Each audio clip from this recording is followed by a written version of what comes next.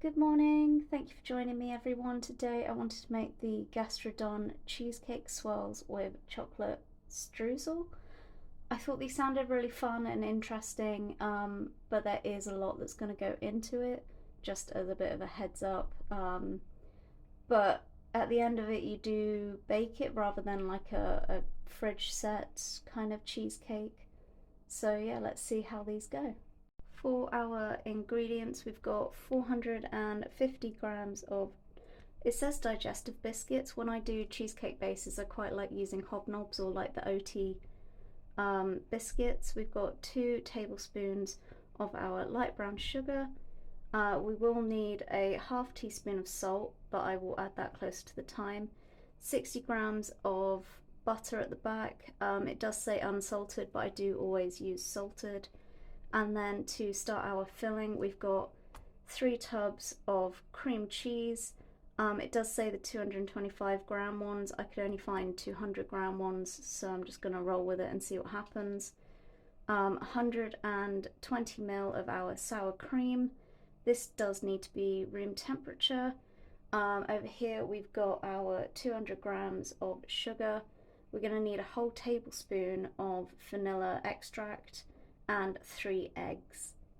And then we have for our fruit swirl 340 grams of frozen fruit. I've got blueberries. It does say raspberries or blueberries, or you could do a mix of both. It depends on which colour Gastrodon you were aiming for. We've then got 50 grams of our sugar, and it does say the zest of a juice and a lemon. I forgot to buy a lemon, but I did have some lemon juice in the house. That would be 2 to 3 tablespoons if you were doing it that way as well. And then for our chocolate streusel topping, we've got 90 grams of our plain flour, 40 grams of cocoa powder, 55 grams of light brown sugar. We will need a 1/4 teaspoon of salt, and then we've got 75 grams of butter. To begin with, we need to preheat the oven to 180 degrees and grease and line our tray. It should be a 22 by 33 baking tray. It says to leave a 5 centimeter overhang. It should be alright in theory. I would leave a little bit like I have, just because when you put everything in, it's obviously going to move the paper around a bit. But realistically it should be fine. And then we need to add our 450 grams of digestive biscuits, the 2 tablespoons of brown sugar, half a teaspoon of salt into a food processor and blend it up. If, like me, you don't have a very big food processor, you've got maybe one of those 3-in-1 sets that are quite small, I would recommend putting in your salt and sugar in the bowl. Blitz up the biscuits in batches, add it and mix it, and then once it's all in the bowl separately, we need to add on our 60 grams of melted butter, and then we will have our cheesecake base. So I'm gonna blitz up my biscuits and I'll see you in a minute. Lovely, all of this is now blitzed up, so we just need to add our melted butter. Just be careful when you are microwaving it that it's not gonna splash out everywhere and it's not getting too hot for when you get the bowl out. And then we are going to mix all this together until all of the breadcrumb mix is covered and not dry. I think that's what it said. Yeah, no dry breadcrumbs remain. Well, not breadcrumbs, biscuit crumbs. So let's get all of that in.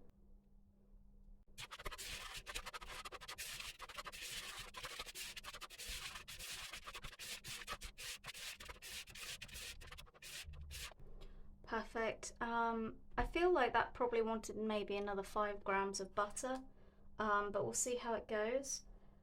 And we're now going to press it into the bottom of our tray as tightly as you can. It says using the bottom of a glass or a cup just to make sure it's really pressed down. And then we're going to bake it for 20 minutes until the crust is beginning to darken. And then set it aside and let it cool while you start making everything else. So we'll get that on the go.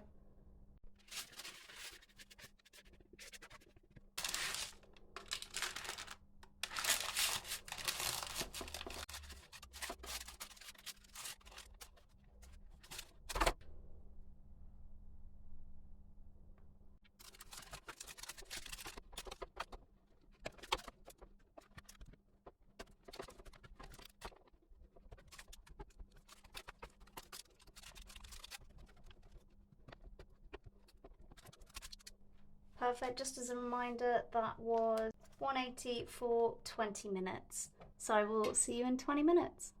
Perfect, we're back. I didn't put it in for the whole 20, it's pretty golden. Anyway, I think it was in for 17 or 18 minutes, so it wasn't far off. While that's cooling, we now need to make our filling. To make our filling, we need to add the cream cheese, sour cream and sugar to a large bowl. So that was 3 tubs of 225 cream cheese, 120 ml of sour cream, which was room temperature, and 200 grams of sugar. We're mixing that with a hand mixer. I do have my new Russell Hobbs ready to go, so we'll see how that goes. And then once it has been mixed to light and fluffy, we're going to add our vanilla and combine, which was a tablespoon, and then add 1 egg at a time and beating in until fully incorporated, and that was 3 eggs as well. So let's get mixing, see what happens.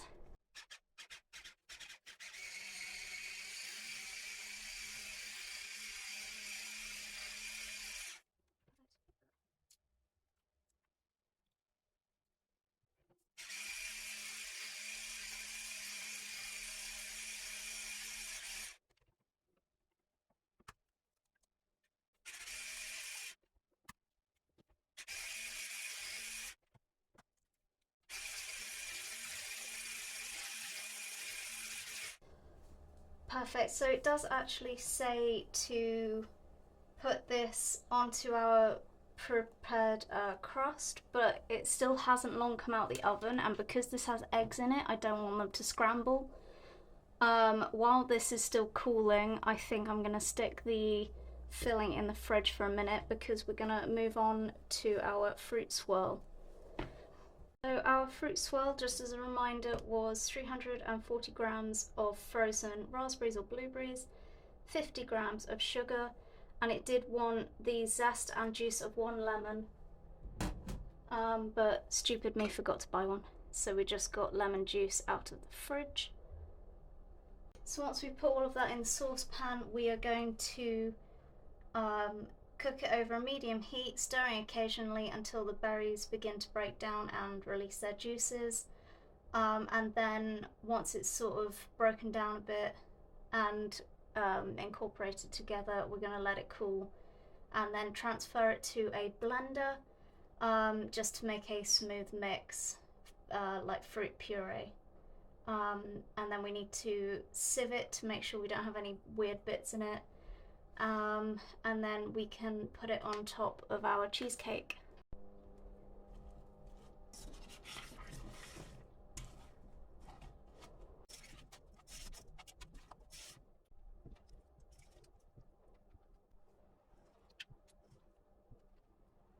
Lovely, so this is pretty much there. I'm just going to let it cool before we stick it in the blender. So what it does say is to, once you put it through the sieve, just to put it on the side and let it cool while you're making your streusel topping. So I might just get on with that while I'm waiting for it to cool, and then once it's cooled fully we can stick it in the blender. That might be a better idea. See what happens. I will see you in a minute. Okay, I'm gonna have to do this in this corner because obviously the hob is hot. So just as a reminder, the topping mixture was 90 grams of plain flour, 40 grams of cocoa, 55 grams of light brown sugar, a quarter teaspoon of salt, and 75 grams of butter melted. So we need to combine all of this and then put in our butter, and then it just needs to start to come together, sort of like a dough, I guess. Probably not fully though, sort of maybe a bit more like the crumble, just for our topping.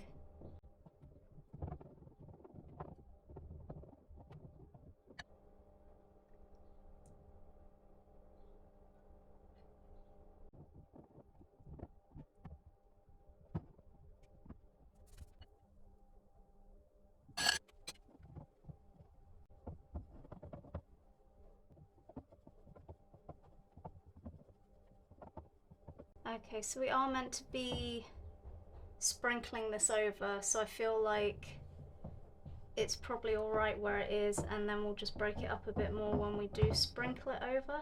It just kind of looks like a semi-dry brownie mix right now. So we will just roll with that and see what happens. I'm gonna blitz up those berries now.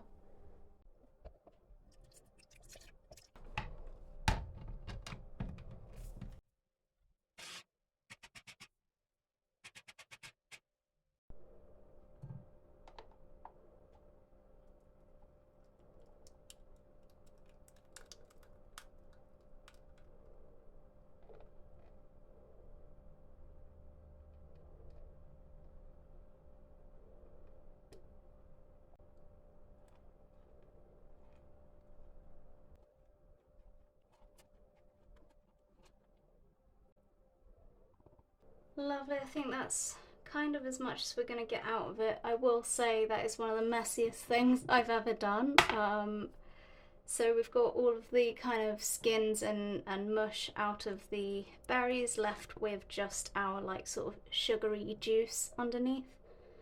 So then we need to put our cream topping on, put our fruit on, and then put the chocolate streusel on top, and then we need to bake it again.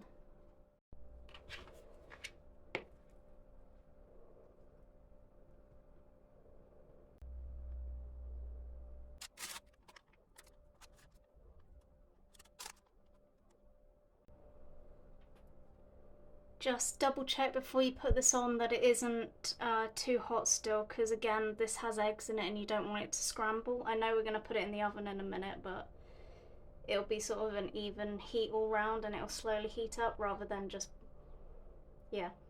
I don't know how to best word it.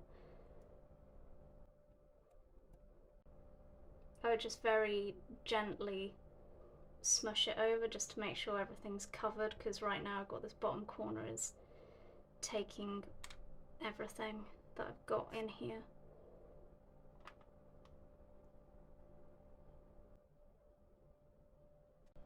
Lovely, the moment of truth with this as well. We're just gonna sprinkle this over.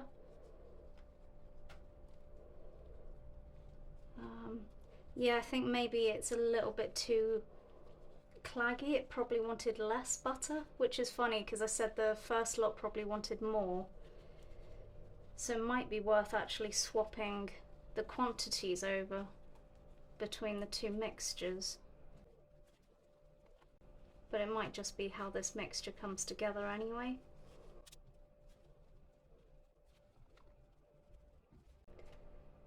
This looks amazing. I'm really excited to see the end result. So we are sticking this back in the oven. 35 to 40 minutes. This has just come out the oven. It's been in for about 37 minutes. It can be a little bit jiggly, but obviously not liquid. We now need to leave it to cool for an hour, and then it's going to go in the fridge for 4 hours, and then we can cut it. Hello, we're back after I think 5 hours total between cooling on the worktop and cooling in the fridge. These look amazing. I'm really happy with how they've turned out. I normally would do just a basic chill cheesecake rather than a bacon chill cheesecake, if that makes any sense. I've tried some at the top because it came off while I was cutting them. It tastes amazing. These are definitely worth having a go at.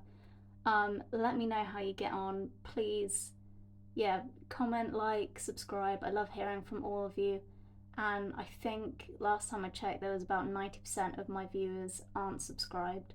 So if you've seen more than one of my videos, please, yeah, subscribe. Every single one means the world to me. Let me know, like I said, how you get on. As always, stay safe, and I will see you in the next one.